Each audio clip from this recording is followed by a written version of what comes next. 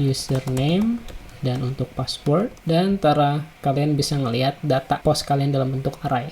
Nah, gimana caranya supaya kita bisa ngelindungi kata sandi user kita? Maka kita perlu mengenkripsi kata sandi ini dengan beberapa model enkripsi, kayak misalkan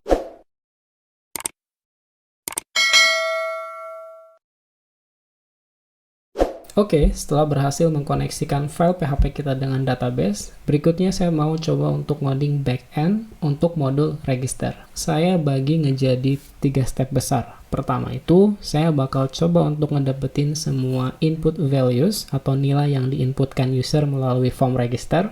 Setelah saya berhasil ngedapetin semua input itu, saya bakal coba untuk nyimpen ke dalam database. Dan kemudian, tergantung apakah proses penyimpanan atau proses registrasinya berhasil atau gagal, saya bakal nge-redirect user ke page tertentu dengan message tertentu. Misalkan kayak, selamat registrasi berhasil, atau registrasi gagal, atau ada yang kurang valid, dan segala macam. Jadi itu bakal ada di step redirect. Nah, kita balik ke step pertama, ini yang mau kita capai terlebih dahulu. Jadi untuk step pertama ini, saya bakal ngebuat satu buah file khusus yang gunanya adalah untuk ngeproses input yang diketikkan atau dikirimkan oleh user. Nah, karena file proses itu nanti bakal lebih dari satu, artinya di login juga perlu proses, di bagian komen nanti juga mungkin perlu proses. Maka saya mau buat satu buah folder supaya nanti semua file proses itu dikumpulin jadi satu folder. Saya buat folder proses aja kali ya. Dan di dalamnya saya bakal mulai dengan membuat register_process.php. Di sini kita ketikkan PHP-nya, lalu kita coba untuk hello world dulu kali ya. Jadi buat ngetes dulu aja. Setelah kita punya file prosesnya, berikutnya kita perlu bilang nih ke form kita, kalau misalkan user itu ngetik sesuatu gitu ya, dan dia ngeklik sign up atau mensubmit formnya, maka kita perlu bilang ke si formnya data ini harus dikemanain. Cara bilangnya, di bagian form register.php kita, di sini formnya perlu kita tambahin atribut action. Nah, actionnya kemana? Actionnya ke regis_process.php. Tapi ingat, file ini ada di folder proses. Berarti di depannya kita harus bilang foldernya apa. Garis miring.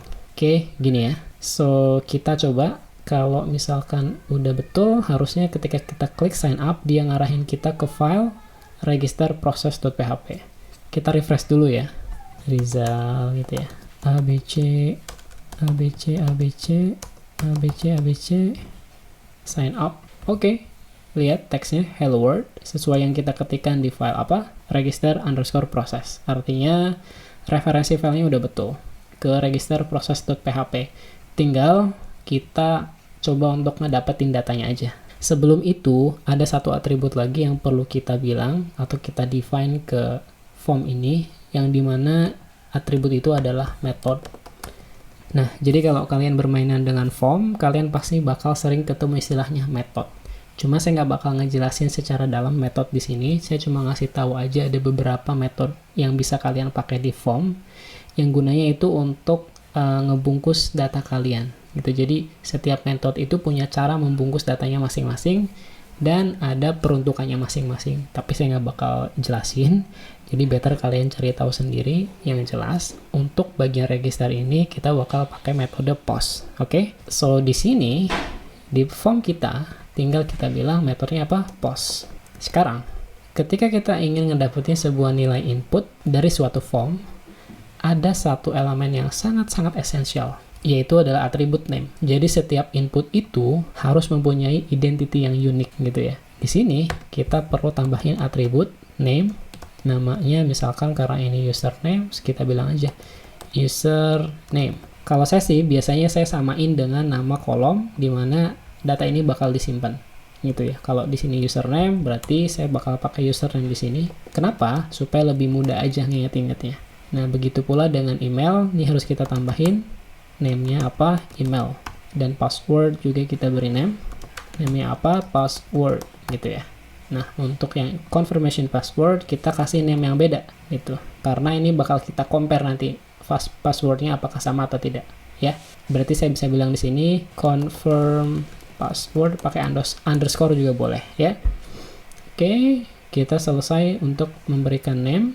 Berikutnya, kita bakal coba ngedapetin salah satu input value-nya, misalkan email. Di sini kita coba, karena kita pakai metode post, berarti kita bisa bilang global variable post, dan kita taruh name-nya di dalam sini. Terus kita coba save, ini juga kita save ya, dan ini kita refresh dulu front end-nya. Kita di sini ABC klik sign up. Kalau berhasil, harusnya email saya bakal muncul. 1, 2, 3. Tara. Kita udah berhasil ngedapetin satu input value. Oke, so far so good, cukup gampang, bener nggak prinsipnya, asalkan tahu metodenya apa, dan tahu name dari inputnya itu apa, 2 kuncinya ini. So, ini semua bakal saya simpan ke dalam sebuah variable, artinya saya bakal punya variable email, yang disitu nyimpen post email gitu ya. Pun dengan untuk username, saya bakal bilang situ post username, dan untuk password, lalu untuk confirmation password gitu ya. Oops, apa tadi? Confirm password. Oke, kita taruh sini ya. Sip. Loh, kok ini nggak pakai underscore? Itu nggak masalah, karena ini cuma sekedar variable, dan ini nggak ngaruh ke nama dari inputnya. Yang penting itu di bagian sini ya. Kamu mau bilang password 2 juga nggak masalah. Untuk memastikan apakah semua udah bisa kita dapetin, kita coba echo aja ya satu-satu ya. Email gitu ya, terus echo username gitu ya, terus echo password, terus echo confirm password. Kita coba save ya, dan kita coba refresh, terus kita coba isi lagi namanya ABC sign up. Kita dapat emailnya, kita dapat username ya, dan kita dapat passwordnya. Kalian ngerasa ribet nggak sih kalau misalkan kalian punya 10 input? Kalau mau ngedebug masa harus satu-satu? Kalau saya ngerasa ribet. Tapi tenang, ada cara yang lebih mudah. Kita sebenarnya bisa langsung ngeprint variable $post ini. Coba aja ya. Pakai var $post ya. Ini kita komen dulu. Coba di refresh. Dan kalian bisa ngelihat data post kalian dalam bentuk array. Jadi ini keywordnya dan ini value-nya. Kita udah berhasil untuk ngedapetin value dari setiap input form yang kita punya. Ini saya tandain dulu aja kali ya. Step 1, get all input values. Nah, berikutnya ini kita hapus aja karena ini kita udah nggak butuh. Di step 2 itu kita bakal coba untuk save to database. Jadi kita udah berhasil untuk ngedapetin semua value yang ada di input form kita atau di input register kita, dan berikutnya kita bakal coba untuk nyimpen semua input itu ke dalam database. Saya udah rapihin, jadi saya tandain pakai komen biar mudah untuk dibaca dan identifikasi. Step kedua dan step ketiga. Nah, untuk bisa menyimpan data kita ke database, kita perlu untuk mengkoneksikan file register ini dengan database MySQL kita. Untungnya, kita tuh udah pernah bikin satu buah file namanya database.php, yang dimana ini bakal terus-terusan kita pakai. Jadi ini saya bakal include atau saya panggil di sini require gitu ya. Nama filenya apa sih? Nama filenya database.php. Jadi di sini ketika saya merequire, saya udah punya akses ke variabel koneksi. Nah, sebagai referensi, untuk melakukan proses insert itu, kita bakal menggunakan SQL yang kurang lebih strukturnya seperti ini. Ini ada di websitenya W3 School yang kalian juga bisa pelajarin sendiri. Nanti saya share referensinya di kolom deskripsi ya. Jadi kita bakal pakai SQL insert into ke tabelnya apa, lalu kolom-kolomnya apa aja, dan value-nya apa aja. Jadi di sini saya bakal buat sebuah variable SQL yang perintahnya adalah insert into tabelnya apa. Kita punya di sini nama tabelnya adalah user ya. Jadi tabel user, lalu kolomnya apa aja. Kita punya kolom email, username gitu ya, password. Untuk bagian ID ini kita nggak perlu karena ini bakal terisi otomatis atau auto increment. Setelah kita ngedefine secara spesifik kolomnya apa aja, berikutnya itu adalah values-nya atau nilainya apa yang mau kita inputkan. Di sini kita bisa bilang value-nya adalah variable email sesuai urutannya ya. Lalu kita punya variable username, terus kita juga punya variable password. Oke. Oops. Di sini saya udah pakai petik 2, artinya di sini saya harus pakai petik 1 ya, biar nggak bentrok. Oke. Sip. Ya, jadi query saya kayak gini nanti bentuknya. Ya. Nah, untuk mengeksekusi query itu tinggal kita masukin aja dalam conditional if gitu ya. Kalau misalkan query-nya berhasil dieksekusi, dia bakal nampilin ini. Kalau gagal, dia bakal nampilin ini. Simple banget, iya nggak? Berarti di sini kita bisa tinggal bilang if, gitu ya. Kita buat struktur if-nya dulu. Else. If variable koneksi ini yang ada di file database.php ya.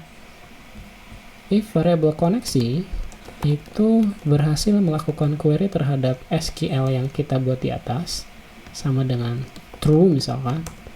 Di sini dia bilang sama dengan true. Saya nggak tahu apakah perlu ada sama dengan true, tapi kita coba aja. Maka kita bisa bilang berhasil disimpan. Else atau kalau gagal disimpan. Kita coba save ya. Save, terus kita coba jalanin apakah berfungsi atau enggak. Oke, saya coba lagi result. Password ABC123. ABC123. Sign up. Oops. Dia bilang error, nggak ketemu file database.php. Ini terjadi karena file database.php itu berbeda folder dengan file register process gitu ya. Jadi file database.php ini kalau kalian lihat ada di luar folder proses. Jadi di sini require-nya kita harus keluar satu folder dulu. Nah, kita coba save ya. Terus kita coba refresh. Bismillahirrahmanirrahim. Oke, berhasil disimpan. Wow, kita coba cek di tabelnya bener nggak? Table user, browse. Well, kita berhasil menyimpan data pertama kita di table user. Saya nggak tahu apakah ini perlu atau enggak, tapi kayaknya sih ini nggak perlu ya, karena ini udah boolean outputnya. Jadi kayak gini aja harusnya cukup sih. Coba kita save ya. Oke, coba kita ganti emailnya misalkan ABC123 ABC123 sign up. Berhasil disimpan, bener ya. Ini yang tadi itu sebenarnya nggak begitu ngaruh sih, yang true ini nggak begitu ngaruh, jadi kayak gini aja harusnya cukup. Kita udah berhasil nyimpan data ke database, artinya kita udah bisa masuk ke step ketiga, dimana kita bakal nge-redirect user ke halaman tertentu, entah berhasil atau enggak. Nah, untuk men-redirect user, saya bakal pakai sintaks ini. Di PHP itu natifnya ada ya, jadi header, location, terus tujuannya kemana. Ini bisa kita lakukan di PHP. Jadi di Visual Studio kita, di sini kita bisa bungkus pakai variable message kali ya. Message berhasil disimpan, atau kita bisa bilang register berhasil, silahkan login gitu ya. Di sini kita bisa bilang variable message gagal atau register gagal gitu ya. Jangan lupa titik koma. Dan di bawahnya kita bisa redirect user kita. Header, oke, location, kemana? Tergantung kalian mau nge-redirect kemana. Tapi kalau misalkan kita bilang register berhasil, silahkan dia login, maka artinya kita mau nge-redirect dia ke file login.php. Oke? Di sini kita bisa bilang login.php. Tapi kita keluar satu folder dulu ya. Nah, gitu. Di sini ada message. Jadi ini pakai query metode get ya. Message sama dengan variable message. Kita coba save ya. Terus kita tes apakah betul bisa. Jadi di sini oke. ABC123 ABC123 sign up. Boom. Kita ke redirect ke file apa nih? Login.php dengan message register berhasil. Jadi nextnya kita bisa coba untuk nampilin message ini. Oke, kita coba cek ya. Nah, dia udah nambah. Nah, untuk proses redirect ini nggak berhenti sampai di sini, karena ada beberapa bagian yang dimana kita juga perlu untuk ngasih redirect. Contohnya di bagian sini. Di sini itu ada satu yang hilang atau satu yang kurang sebetulnya. Harusnya sebelum dia nyimpen ke database, kita cek dulu nih, apakah input ini ada value-nya atau enggak. Maksudnya bisa aja user itu ngisiin data kosong gitu. Masa sih kita mau nyimpen data kosong? Bukankah di tabel kita bilang itu harus ada isinya? Dan itu bisa bikin website kita jadi error gitu. Jadi di sini kita bisa validasi dulu apakah itu kosong atau enggak. Kedua, kalau kalian perhatiin, ketika saya melakukan registrasi, saya coba untuk membedakan emailnya. Apa yang terjadi kalau saya pakai email yang sama yang sudah ada? Kita coba aja. Jadi di sini saya mau bilang Rizal Hilman 67 misal yang sudah ada di table user kita. Passwordnya misalkan ABC123 ABC123. Kita coba ya, sign up dan berhasil loh teman-teman. Tapi kita lihat di sini datanya terduplicate. Padahal harusnya ini nggak boleh terjadi karena ini bakal membingungkan. Masa sih ada dua user yang punya email yang sama padahal mereka berbeda. Nah, itu kita bisa cegah dengan mengubah bagian email ini menjadi unique ya. Jadi dicentang terus kalian bilang unique di sini. Tapi sebelum itu kita hapus dulu bagian data yang duplicate biar nggak error. Oke, kita coba balik lagi ke struktur, lalu ini kita bilang unique. Oke, jadi ini udah unik. Makanya dampaknya apa? Ketika kita coba ngeregister dengan email yang duplikat ABC123, dia bakal ngebalikin kita ke file login.php dengan message register gagal. Jadi dia masuk ke conditional yang bagian sini karena email kita terduplicate. Tapi untungnya ini udah otomatis ke redirect ya. Lalu ketiga, kita itu belum ngecek passwordnya apakah terkonfirmasi atau enggak. Karena kalau misalkan passwordnya beda, untuk sekarang itu belum berpengaruh. Harusnya ini kalau misalkan beda, kita balikin ke file register dan bilang passwordnya nggak sama. Ya. Jadi di sini kita perlu untuk pastikan input tidak null, gitu ya. Sini kita bakal coba if empty, functionnya ada empty ya, email. Jadi kalau misalkan emailnya empty atau username-nya empty atau passwordnya empty atau confirm passwordnya empty, maka kita bakal redirect dia. Kita copy aja nih ke register.php dan ini kita return ya, kita stop sampai sini supaya kode ke bawah tuh nggak lanjut dieksekusi oleh compilernya. Kita bilang di sini message-nya input tidak boleh, atau gini, semua input wajib diisi gitu. Jadi ini disebutnya istilahnya form validation. Nah, kalian bisa mengkreasikan di bagian sini. Misalkan kalian juga bisa ngecek emailnya apakah beneran email, panjangnya berapa, apakah username-nya beneran username, ada yang salah nggak, itu bisa dilakuin di step ini. Setelah itu kita bakal cek di sini password sama gitu ya.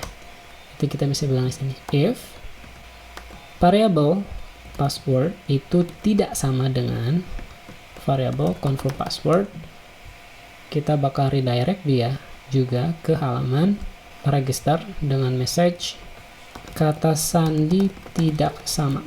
Nah, oke, kita juga save ya dan kita coba tes. Kita bedain emailnya, terus kita coba atau coba kita kosongin. Sekarang sih masih nggak bisa ya karena udah karena udah di set di HTML-nya, tapi suatu saat kode itu bakal berfungsi. Nah, kita coba bedain passwordnya ABC123 ABC456. Oke. Nah, dia bilang kata sandi tidak sama. Nah, biar gampang buat ngebaca message ini mending kita tampilin aja ya di file register.html. Jadi di sini saya mau buat satu buah div baru, div gitu ya, class alert info misal. Terus di dalamnya itu sini harusnya saya bilang Saya pakai kode PHP ya di sini, PHP. Oke, ini if itu ya. Ada variable message.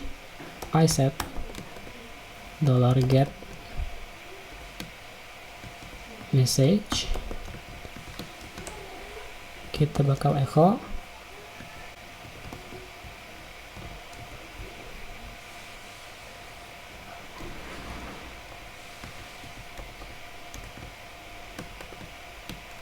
$get message. Coba kita save ya, terus kita refresh.